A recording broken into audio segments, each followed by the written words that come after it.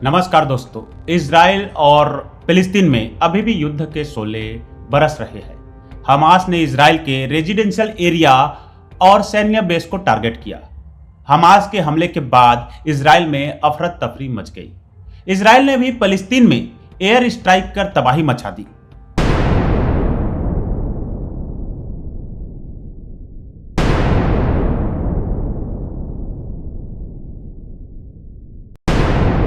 और इजराइल चाहता है कि हमास को हर हाल में खत्म कर दे। दोनों की तरफ काफी ज्यादा नुकसान की खबर है। दोनों की तरफ काफी लोग मारे गए हैं। जहां एक तरफ हमास इजराइल के नागरिक, बच्चों, बुजुर्गों और औरतों को मारा है और अपहरण किया है, वहीं इस बात से गुस्से होकर अब इजराइल भी हमास को खत्म करना चाहता है और फिलिस्तीनी पर इजराइल बमबारी भी कर रहा है, जिससे कई फिलिस्तीन नागरिक मारे जा रहे हैं। अगर इतिहास की बात करें तो फर्स्ट वर्ल्ड वॉर के पहले फिलिस्तीन ऑटोमन साम्राज्य का एक जिला था। फर्स्ट वर्ल्ड वॉर के दौरान ऑटोमन साम्राज्य को ब्रिटेन और उसके सहयोगी देशों से हार का सामना करना पड़ा। इस हार के बाद फिलिस्तीन ब्रिटेन के कंट्रोल में आ गया, यानी फिलिस्तीन ब्रिटेन का गुलाम था। इस समय यहाँ अरबी लोग ज्यादातर रहते थे और यहूदियों उस समय यहाँ रहना शुरू किया था। यह माना जाता है कि हजारों साल से यहूदियों का इस इलाके से हिस्टोरिकल और रिलीजियस कनेक्शन रहा है। यहूदी मानते हैं कि यह फिलिस्तीन इलाकों में रहना उनका हक है। 20वीं शताब्दी की शुरुआत से ही हजारों यहूदी इजराइल बनने से पहले इस इलाके में आने लग गए थे। अगर इतिहास देखें तो आपको पता चलेगा कि यूरोप और रूस और दुनिया के हर कोनों पर यहूदियों को यहूदी होने के कारण घोर यातना और अत्याचार सहनी पड़ी थी। सेकेंड वर्ल्ड वॉर के दौरान नाजियों ने यहूदियों पर खूब अत्याचार किए और कत्लेआम किया और यहूदियों को खत्म करना शुरू किया। तभी से यहूदी इस इलाका में आकर बसना शुरू कर दिया। सेकेंड वर्ल्ड वॉर के बाद ब्रिटेन ने फैसला किया कि अब फिलिस्तीन इलाकों पर यूनाइटेड नेशन को निर्णय करे कि क्या करना है। यूनाइटेड नेशन ने फिलिस्तीन को दो देशों में बांटने का सुझाव दिया, एक अरब लोगों के लिए और एक यहूदियों के लिए। अरबियों ने यूनाइटेड नेशन की योजना को एक्सेप्ट नहीं किया, लेकिन यहूदी नेताओं ने यूनाइटेड नेशन की इस प्रस्ताव को स्वीकार करते हुए इजराइल की घोषणा कर दी। अमेरिकी राष्ट्रपति ने इजराइल को उसी वक्त मान्यता दे दी। यूनाइटेड नेशंस की दो देशों की योजना को अरबियों ने एक्सेप्ट नहीं किया, लेकिन यहूदी नेताओं ने यूनाइटेड नेशंस की इस प्रस्ताव को स्वीकार करते हुए इजराइल की घोषणा कर दी और अमेरिकी राष्ट्रपति ने भी इजराइल को उसी वक्त मान्यता दे दी। जैसे ही इजराइल का घोषणा हुआ, अरब देश युद्ध शुरू कर दिया और इजराइल और अरब देशों के बीच युद्ध कई महीनों तक चलता रहा। इस युद्ध के बाद इजराइल और अरब देश युद्ध रोकने के लिए राजी हो गए और आगे चलकर एक देश के रूप में इजराइल को मान्यता मिलती गई। अगर इजराइल के भौगोलिक परिस्थिति को देखें तो इजराइल पूर्वी भूमध्य सागर के आखिरी छोर पर स्थित है। इसका साउथर्न एंड लाल सागर तक है और पश्चिम में यह मिस्र से लगता है। पूर्व में यह जॉर्डन से लगता है और लेबनान इसके उत्तर में है और सीरिया उत्तर पूर्व में है। भारत ने वर्ष 1950 में इजराइल को मान्यता दी थी। भारत वर्ष 1988 में फिलिस्तीन को राज्य का दर्जा देने वाले पहले देशों में से एक है। फिलिस्तीन पश्चिम तट और गाजा पट्टी से मिलकर बना है। इजराइल और फिलिस्तीन दोनों यरूशलेम को अपना राजधानी बनाना चाहते हैं। भूतपूर्व अमेरिकी राष्ट्रपति डोनाल्ड ट्रंप ने यरूशलेम को इजराइल की राजधानी के रूप में मान्यता दी थी, लेकिन यूनाइटेड नेशंस की जनरल असेंबली में दुनिया के ज्यादातर देशों ने इसे खारिज कर दिया। इजराइल 1948 में बना। 75 साल का इजराइल क्षेत्रफल के मामले में भारत के मणिपुर से भी छोटा है। इजराइल की आबादी लगभग 93,60,000 है। अगर खनिज संपदा की बात करें तो इस मामले में इजराइल भारत के सामने कहीं नहीं टिकता। इसके बावजूद भी Israel counted us one of the most powerful country of the world. Israel technology और मिलिट्री कैपेबिलिटीज में बहुत मजबूत है।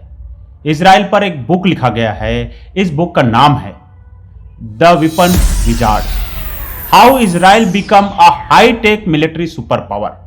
इस बुक को याको कार्ज ने लिखा। याको कार्ज यरूशलेम पोस्ट के पूर्व संपादक के रूप में कार्य कर चुके हैं।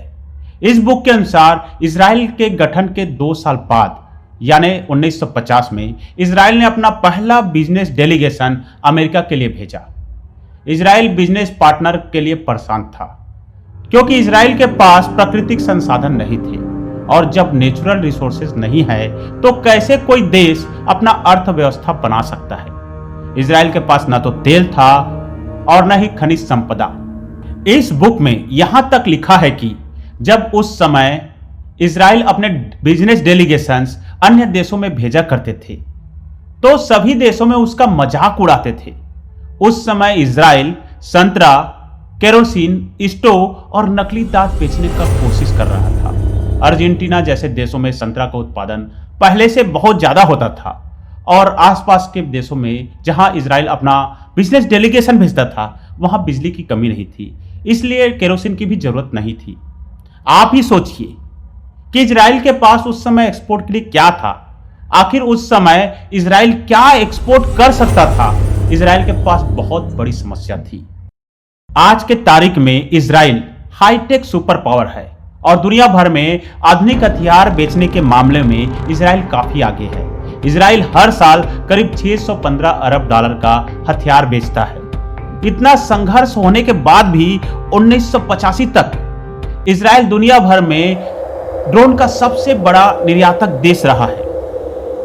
इजराइल का ड्रोन मार्केट में लगभग 60% कब्जा रहा था। आखिर जिस देश का उम्र 75 साल है उसने दुनिया के सबसे आधुनिक सेना कैसे तैयार कर ली?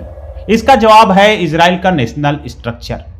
छोटा देश होने के बावजूद इजराइल अपने जीडीपी का 4.5% रिसर्च पर खर्च करता है, यानी इजराइल इनोवेटिव मैनेजमेंट को सपोर्ट करता है। इजराइल के बारे में कहा जाता है कि इजराइल अपने देश में नागरिक नहीं बल्कि सेना तैयार करता है, क्योंकि इजराइल में हर नागरिक के लिए सेना में सेवा देना जरूरी है। सन 2000 में इजराइल एयरफोर्स ने पहली ऑपरेशन एरो मिसाइल बैटरी बनाया था। इस ऑपरेशन सिस्टम के साथ इजराइल दुनिया का पहला देश बन गया था जिसने दुश्मन के मिसाइल को रास्ते में नष्ट करने की क्षमता हासिल कर ली थी। यानी कोई दुश्मन देश जब इजराइल पर मिसाइल से अटैक करता है तो इजराइल उसे हवा में ही नष्ट कर सकता है। इजराइल क्षेत्रफल के मामले में बहुत छोटा देश है। इजराइल के पास खाली जमीन का अभाव है, इसके बावजूद इस तरह का उपलब्धि अपने आप में अद्वितीय है। 1989 में इजराइल ने अंतरिक्ष पर पहला जासूसी सैटेलाइट छोड़ा और उन 7 देशों में शामिल हो गया जिसके पास स्वतंत्र रूप से सैटेलाइट लॉन्च करने की कैपेबिलिटीज है। इजराइल के बारे में कहा जाता था कि इजराइल शायद ही इस क्लब में शामिल हो पाया, लेकिन इजराइल ने कर दिखाया जो इजराइल ने चाहा। आज के तारीख में इजराइल सैटेलाइट लॉन्च करने के मामले में काफी आगे निकल चुका है। अभी अंतरिक्ष पर इजराइल के 8 जासूसी उपग्रह है और कहा जाता है कि दुनिया भर में इजराइल की जासूसी उपग्रह का कोई जवाब नहीं। इजराइल दुनिया भर में अपने मार्कबा टैंक के लिए जाना जाता है। इस टैंक को इजराइल डिफेंस फोर्स में 1979 में शामिल किया गया था। इसे पूरी तरह घर में ही विकसित किया गया है, वो भी इजराइल अपनी टेक्नोलॉजी से इसे विकसित किया था। जहां एक तरफ अन्य देश विकसित देशों से अपना हथियार खरीदते थे, वहीं इजराइल अपने घर पर ही हथियार विकसित करते थे। इजराइल डिफेंस फोर्स में लगभग 1600 मार्कबा टैंक है। इजराइल एयरफोर्स के पास A-15 थंडर लड़ाकू विमान भी है। इजराइल के पास जेरिको नामक बैलिस्टिक मिसाइल है और इस मिसाइल को इजराइल सेना में 1970 के दशक में शामिल किया गया। पूरी दुनिया में इजराइल, हांगकांग और दक्षिण कोरिया की अर्थव्यवस्था को सबसे स्थिर माना जाता है। ऐसा इसलिए माना जाता है क्योंकि इन देशों में शून्य महंगाई दर और बेरोजगारी में भारी कमी है। इजराइल की कुल जीडीपी 43.45 लाख करोड़ रुपया से ज्यादा है। उसकी अर्थव्यवस्था की वृद्धि दर लगभग 4% है। इजराइल आधिकारिक रूप से खुद को परमाणु शक्ति संपन्न देश नहीं कहता, लेकिन कहा जाता है कि इजराइल ने 70 के दशक में ही परमाणु हथियार विकसित कर लिया था। अब सवाल उठता है कि क्या भारत इजराइल को उसकी ताकत के हिसाब से ज्यादा महत्व दे रहा है या भारत की यह जरूरत है? इजराइल और भारत की दोस्ती डिप्लोमेटिक है। दोनों देशों की अपनी अपनी जरूरतें हैं। इजराइल की प्रधानमंत्री बेंजामिन नेतन्याहू भारत के 6 दिवसीय दौरे पर आए थे। किसी भी राष्ट्राध्यक्ष के लिए 6 दिन का दौरा काफी मायने रखता है।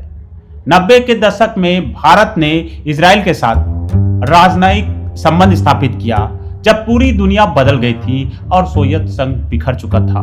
बात उस समय की है जब ग्लोबलाइजेशन की दौर शुरू हो चुकी थी। इजराइल के साथ बहुत सारे देश अपने व्यापारिक संबंध स्थापित करते गए।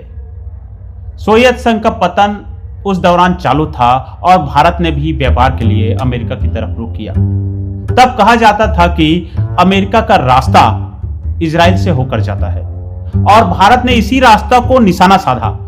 इजराइल भारत के लिए 2 कारणों से काफी अहम है। एक है इजराइल की तकनीकी और आतंकवाद से लड़ने की क्षमता और दूसरी पश्चिमी देशों में यहूदियों का बहुत बड़ा लॉबिंग था। मतलब आपको पश्चिम देशों में व्यापार करना था तो यहूदियों के जरिए आसानी से किया जा सकता था। जाहिर है भारत को इस दोनों चीजों की जरूरत थी। हमें टेक्नोलॉजी की जरूरत है, हमारे पास ह्यूमन पावर है, ये कंप्यूटर चलाना जानते हैं। इजराइल को ऐसे ह्यूमन पावर की जरूरत है। अगर दोनों देश मिलकर कुछ बनाते हैं तो इजराइल को भारत जैसा विशाल मार्केट मिलेगा और भारत को इजराइल से टेक्नोलॉजिकल सपोर्ट मिलेगा। दोस्तों, आज इजराइल और भारत का उम्र लगभग समान है क्योंकि 1947 में भारत आजाद हुआ और 1948 में इजराइल बना। जहां आज इजराइल टेक्नोलॉजिकल और हथियारों को बनाने में काफी आगे है, वहीं भारत अभी इस मामलों में प्रगति कर रहा है। इजराइल के पास चैलेंजेस बहुत ज्यादा थे, लेकिन इजराइल ने हर चैलेंज को अपॉर्चुनिटी के रूप में लिया। वहीं भारत के पास अपॉर्चुनिटी बहुत ज्यादा था, लेकिन उन अपॉर्चुनिटी को भारत ने उस तरीके से नहीं भुनाया जैसे भुनाना चाहिए था। इजराइल के लोगों और उनके नेताओं में राष्ट्र प्रेम की भावना है। वे देश के लिए जीते हैं और देश के लिए कोई भी कर्म करते हैं और देश के लिए मरते हैं। हमारे देश में ऐसा नहीं है। हमारे देश के नेता स्वार्थी है और लोगों में भी भेदभाव की भावना है।